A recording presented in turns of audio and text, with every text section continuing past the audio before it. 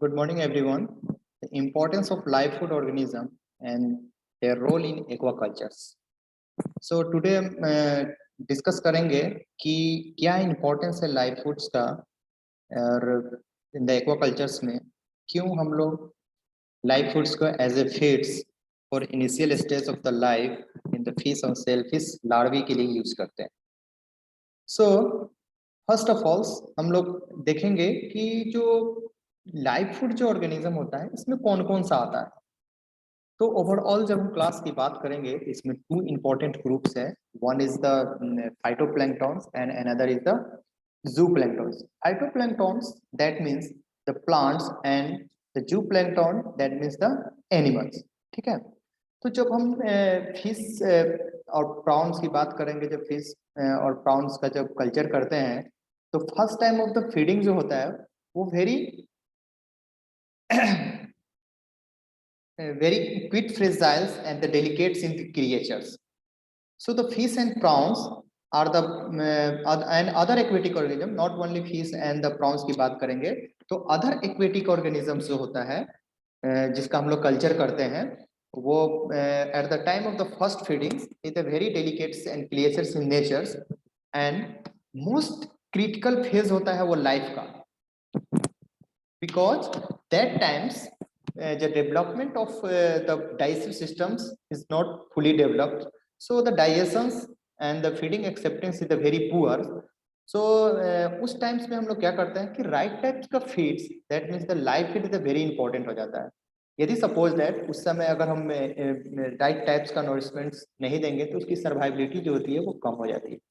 So the larvae of the fish and shellfish are the most critical phase of their life when they need the right type of nourishment for their survival and the growth. So directly affect करता है survivals को, यदि suppose that उस समय आप right types का feeds नहीं provide करते हैं तो। ठीक है। फाइटोप्लैंक्टन्स जो होता है वो जो इनिशियल फूड चेन्स का जो प्राइमरी प्रोड्यूसर्स जिसको बोल रहे हैं वो मोस्ट इंपॉर्टेंट फूड हो जाता है फॉर द जूप्लैंक्टन्स और जो हर्बीवोरस एनिमल्स है उसके लिए। और तो फाइटोप्लैंक्टन्स होता है उसको जूप्लैंक्टन कंज्यूम करता है और phytoplankton form the basis of the food chains. Okay. और लाइव फूड जो होता है उसके पास अपनी कैपेसिटी होती है मूवमेंट करने की। जब हम बात करेंगे आगे देखेंगे क्या एडवांटेज और डिसएडवांटेज है। तो लाइव फूड्स में एबल होता है स्विम करने का इन द वाटर कॉलम में कॉन्स्टेंटली। ठीक है। और जब वो मूव करता है तो जो फिश और सेलफिश लार्वी है उसके लिए सुटेबल होता है फॉर द फीडिंग रिस्पॉन्स के लिए, और उसकी एबिलिटी जो होता है वो इजी हो जाता है। So the phytoplanktons and zooplanktons are the natural food भी हम लोग कभी कभी बोलते हैं इसको। Most of the fish and shellfish larvae in the nature feeds are the small phytoplanktonic और जूप्लैंक्टोनिक ऑर्गेनिज्म। ठीक है। तो जो उसका साइज के हिसाब से भी वो बेटर माना जाता है as compare to other feeds, और जो हमारा क्या बोल सकते हैं कॉमर्शियल फीड है वो। तो और क्या है कि हम लोग इसको living capsule of the nutritions भी बोलते हैं। तो कहने का मतलब है कि जो इनिशियल स्टेज में the nature of the fish and prawn during the critical phase they receive nutritions from the phytoplankton और जूप्लैंक्टन। ठीक है। और this types of foods are not provide the only the composition of the food better nutrient जिसको बोल सकते हैं। Only ऐसा नहीं है कि वो सिर्फ न्यूट्रिएंट क्वालिटी के हिसाब से ही बोलते हैं, बट उसमें क्या है कि ऑटो डाइजेशन कैरेक्टरिस्टिक्स भी होता है, also facilitate the better nutrients and assimilations of the larvae. So it is called the live foods as the living capsule of the nutritions.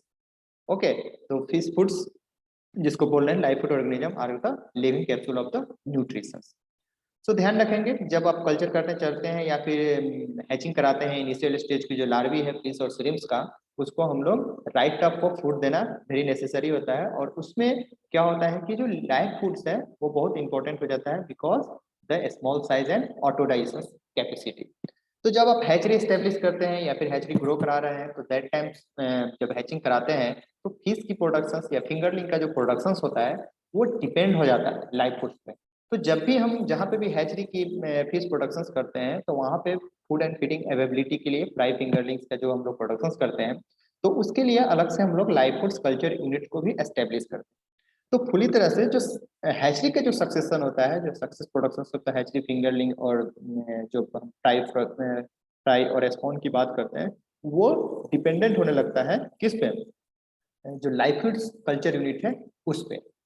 Live foods organisms और क्या का इंपॉर्टेंस क्या है, एक तो वो है कि उसमें nutrient such as essential proteins, amino acids, carbohydrate, vitamin, minerals, amino acid, fatty acids, they are rich होते हैं उसमें।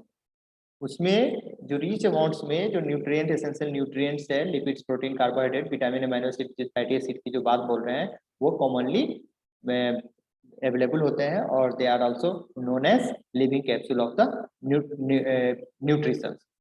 तो जो मैक्सिमम ग्रोथ जो होता है, जो अर्ली स्टेज का जो फीस होता है, और उससे अगर उस टाइम्स में यदि अगर फीडिंग एक्सेप्टेंस कम हो, या फिर बोल सकते हैं कि ऑटो डाइजेशन उसके पास जो डाइजेशन कैपेसिटी कम हो, तो उस टाइम में अगर हम कमर्शियल फीड देते हैं या फिर प्रिपेयर फीड देते हैं, तो उसकी जो एक्सेप्टेंस होती है कम होती है। तो अगर कम होगी और उस समय ग्रोथ रेट फास्ट होता है फिश का, तो क्या होगा, ग्रोथ ज्यादा नहीं होगा या फिर फास्ट नहीं होगा।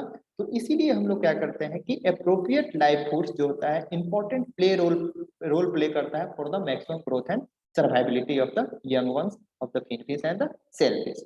यदि उस समय आप ये नहीं देते हैं तो क्या होगा, उसकी सर्वाइबिलिटी को अफेक्ट करेगा और उसके ग्रोथ को भी हैम्पर करेगा। तो उस समय हम लोग क्या करते हैं कि उसके लिए अप्रोप्रिएट टाइप्स का जो फूड होता है वो प्रोवाइड करते हैं, और उसके लिए सबसे बेटर फूड माना जाता है वो लाइव फूड्स होता है। जू प्लैंक्टन्स की बात करेंगे हम लोग, क्या बोलते हैं कि जू प्लैंक्टन जो होता है प्रोवाइड हो जाता है complete and balance diet, but the practice provide several problem. तो क्या क्या प्रॉब्लम हो सकता है यदि हम एज ए जू प्लैंक्टन्स को हम लोग डाइट के रूप में सप्लीमेंट करते हैं। तो पहला उसमें डिफिकल्टी क्या है कि जो उसकी सर्वाइबिलिटी है वो पुअर है। ठीक है, यदि हम जू प्लैंक्टन का कल्चर कर रहे हैं या फिर जू प्लैंक्टन का प्रोडक्शन कर रहे हैं, तो उसका डिसएडवांटेज भी है। ऐसा नहीं कि लाइव फूड्स का एडवांटेज ही है, उसका डिसएडवांटेज भी है। तो जू प्लैंक्टन में डिसएडवांटेज क्या है कि उसकी सर्वाइवल जो है वो पुअर है, और जो उसकी स्टोरेज जो फैसिलिटी होती जो प्रॉब्लम्स है, वो स्टोरेज करने में प्रॉब्लम्स है, डिफिकल्टी है। और अभी तो क्या रिसेंटली में कि हम लोग फ्रोजन फॉर्म में स्टोर करके रखते हैं और उसको हम लोग खिलाते हैं ऑन द डिमांड, जब उसका नीड होता है तब हम लोग देते हैं। और क्या है कि जो बिगर जू प्लैंक्टन्स है जस्ट लाइक साइक्लोप्स जो है, वो कॉज करता है, वो लार्वी को डैमेज करता है, वो सीरियस डैमेज करता है लार्वी को। तो अगर मान लीजिए कि लार्वी को डैमेज करेगा और हम कोई जू प्लैंक्टन्स को दे रहे हैं, तो उससे भी तो हमारा वो भी तो डिसएडवांटेज है। तो हम लोग क्या करते हैं कि जो बिगर साइज का जू प्लैंक्टन्स है, जनरली कोशिश करते हैं कि लार्ज साइज के जू प्लैंक्टन्स को एज ए फूड हम लोग प्रोवाइड नहीं करते हैं। तो जनरली जो साइक्लोप्स वगैरह है या फिर जो भी अदर जू प्लैंक्टन्स है, वो क्या करता है कि वो डैमेज करता है लार्वी को। और चांसेस होता है जू प्लैंक्टन के साथ, जहां पे हैचरी में हम लोग आर्गुलस और लार्निया का चांसेस होता है कंटामिनेशन होने का। पैरासाइट्स है तो फिश में डिजीज कॉज करता है, तो वो भी एक रिस्क है। Variation in quality and quantity of the zoo plankton, यानी कहने का मतलब है कि बहुत सारा वेरिएशंस आता है उसके क्वालिटी और क्वांटिटी। ऐसा नहीं कि सारे का सारा क्वालिटी और क्वांटिटी सब सिमिलर्स हैं as a nutrient point of view से, और सबका सब डिफरेंस होते हैं। तो वेरिएशन बहुत ह्यूज वेरिएशन है। कल्चर टेक्निक्स, किसी स्पेसिस का कोई स्पेसिफिक कल्चर टेक्निक बहुत सारे का डेवलप्ड नहीं है। बहुत सारे ऐसे जू प्लैंक्टन है जिसका कल्चर टेक्निक अवेलेबल नहीं है, तो वो भी हमारे पास एक डिसएडवांटेज है। तो ये सब मेजर डिसएडवांटेज है जू प्लैंक्टन्स को एज ए कंप्लीट डाइट और बैलेंस डाइट को एज ए प्रैक्टिस में हम लोग लाते हैं। तो लाइव फूड एडवांटेज है कंपेयर टू फॉर्मुलेटेड डाइट। तो क्या क्या एडवांटेज है? तो पहला तो ये है कि digestive system is still rudimentary lacking of the stomachs, यानी लार्वी स्टेज जो होता है फिश का या फिर सेलफिश का, उस समय जो डाइजेस्टिव सिस्टम जो होता है वो डेवलप्ड नहीं होता है, फुली डेवलप नहीं होता है। तो उस समय क्या होता है कि यदि हम लोग फॉर्मुलेटेड डाइट देते हैं तो क्या होगा कि वो डाइजेशन में उसको प्रॉब्लम होगा, एक्सेप्टेंस में प्रॉब्लम होगा। तो एज ए लाइव फूड्स वहां पे क्या होगा कि लाइव फूड्स का जो एंजाइम्स होता है जू प्लैंक्टन्स का, उसको सेल्फ और ऑटो डाइजेशन में हेल्प करता है। दूसरा क्या है कि live foods are able to swim in water column and they are constantly available to the larvae. यदि वाटर कॉलम में लाइव फूड्स कॉन्स्टेंटली मूव कर रहा है, तो अगर कहीं पे कोई फिश है तो मूव करके उसको इजिली अवेलेबल हो जाता है। तो ये भी एक इसका एडवांटेज है। दूसरा क्या है कि जो फॉर्मुलेटेड डाइट होता है वो वाटर सरफेस पे और कॉलम पे क्या होता है कि वो एग्रीगेट हो जाता है सरफेस पे।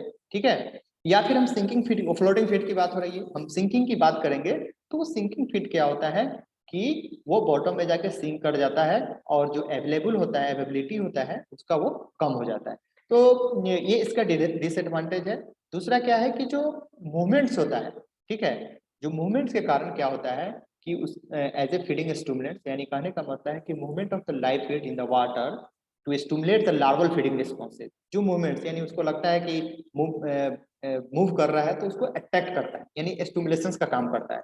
तो ये 4-5 एडवांटेज है कंपेयर टू फॉर्मुलेटेड फीड। पहला तो कि डाइजेस्टिव सिस्टम्स को लेकर के, दूसरा क्या होता है कि वाटर कॉलम में मूव करता है, तीसरा क्या है कि सिंकिंग फीड बॉटम में सेटल हो जाता है तो भी डिसएडवांटेज है, सरफेस पर वो एग्रीगेट हो जाता है फ्लोटिंग फीड तो भी डिसएडवांटेज है। लास्ट वन क्या है कि एज ए वो फीडिंग स्टूडेंट्स रिस्पॉन्स करता है जो लाइव फूड्स है वो। जो सिलेक्शंस करते हैं फीड ऑफ लार्वी का, सो सम पॉइंट्स यानी कुछ पॉइंट को कंसीडर करते हैं, क्या क्या है।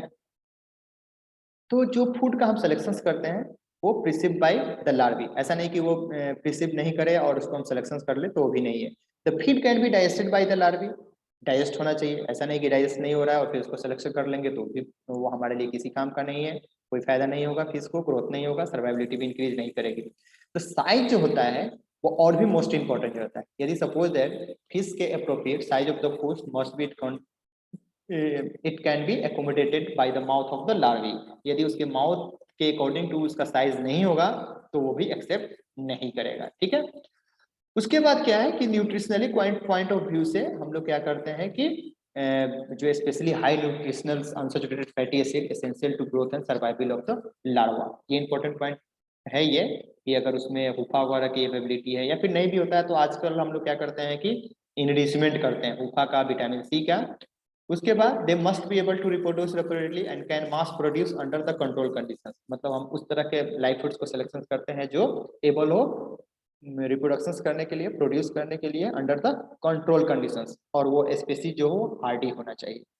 सम इंपॉर्टेंट लाइफ फूड्स है जस्ट लाइक द अलगी है, इन्फोसेरिया है, रोटिफर है, क्लेडिसेरॉन्स है, ट्यूबिफॉक्स है, कैरोनिमर्स लार्वा है, ये मोस्ट इंपॉर्टेंट लाइफ फूड्स है। इसका हम वन बाय वन करके आगे हम लोग कल्चर देखेंगे कैसे हम लोग अलगी का कल्चर करते हैं। अब ऐसा नहीं कि अलगी का कल्चर ऐसे डिफरेंट टाइप्स का कल्चर सेटअप्स है, इंडोर कल्चर्स है, आउटडोर कल्चर्स है, उसके बाद डिफरेंट मीडिया का यूज करते हैं, ठीक है, और प्रिपेयर करते हैं। पहले हम लोग स्टॉक कल्चर करते हैं, फिर मास कल्चर करते हैं, लेबोरेटरी लेवल पर भी कल्चर करते हैं आइसोलेट करके, फिर उसके और जैसे इन्फोसेरिया वगैरह है तो उसका डिफरेंट टेक्निक्स है, जैसे बनाना पिलिंग के द्वारा हम लोग इन्फोसेरिया का कल्चर करते हैं, लिटोस लीफ के द्वारा भी कल्चर करते हैं, हे का भी यूज करते हैं, रोटीफर का भी culture health culture technique develops है। उसके बाद है आर्टेमिया, ये तो मोस्ट इम्पोर्टेंट है।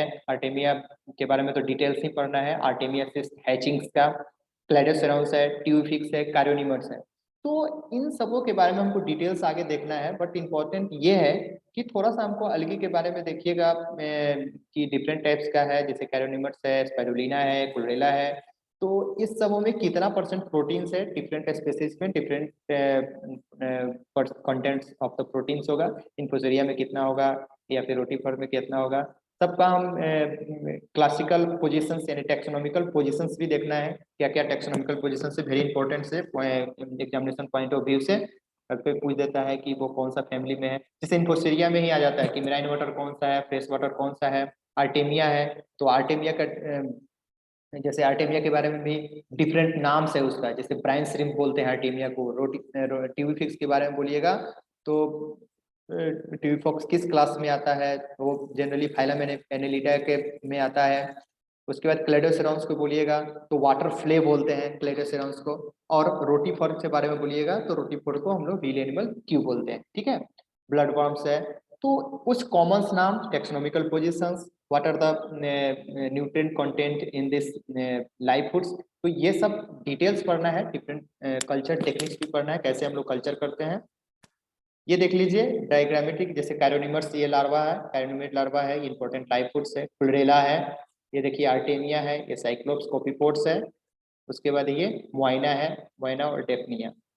तो ये इंपॉर्टेंट लाइव फूड्स का एक वन बाय वन करके हम लोग को देखना है, और ये क्या एडवांटेज था क्या डिसएडवांटेज था, क्यों हम लोग living capsule of the nutrition बोलते हैं, और why are the important for the aqua hatchery और द लाइव फूड्स।